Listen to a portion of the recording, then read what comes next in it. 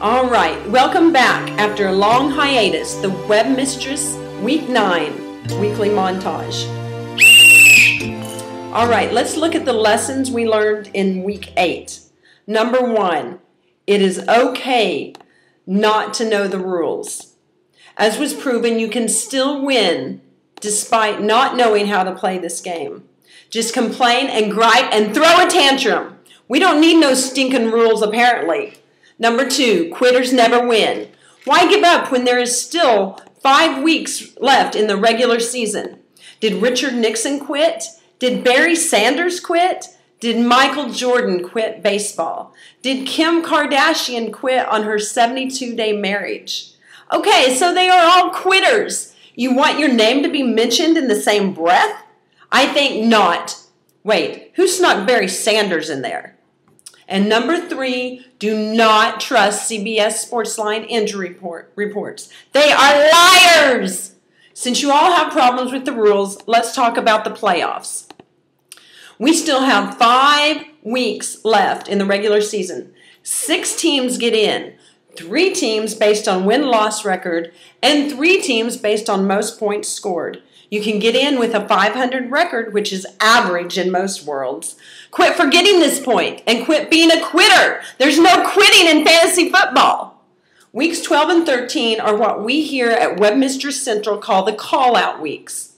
In week 12, the top teams with the best win-loss record gets to choose who their opponent will be. In week 13, the teams with the highest point total gets to choose who they get to play. You would think this would spice things up, but most of you have chickened out in the past, and you keep going. Instead of going balls to the walls and take somebody down in the top 3, you always go after the weaker opponent. Quitters, liars, and now chickens. Finally, we will wrap it up with 3 weeks of playoffs. The United Nations Super Bowl will be the weekend of Christmas. Someone will get to celebrate Jesus with a big pot of money. Maybe that person will do something nice and sponsor a family with the winnings, or do what Yellow Men did and spend it all on golf clubs. Quitters, liars, chickens, and finally greedmongers. Here are the standings after week 8.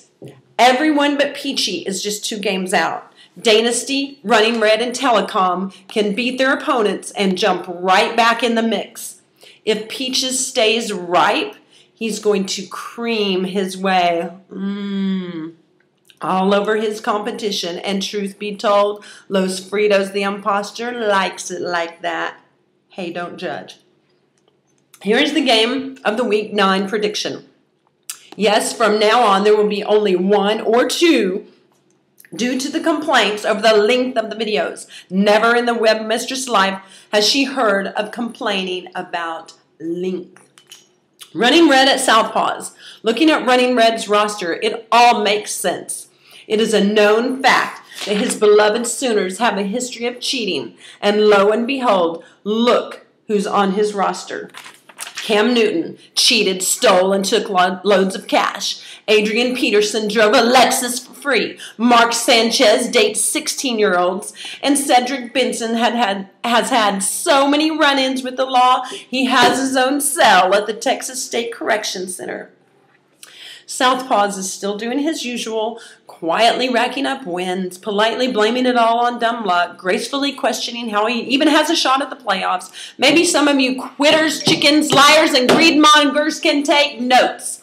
On paper, this looks like a blowout for Southie, but don't count out Red. What he lacks in integrity, he'll make up for with trickery and sneakiness. Webmistress predicts from a chapter out of Tanya Harding's 10 Ways to Take Down the Competition.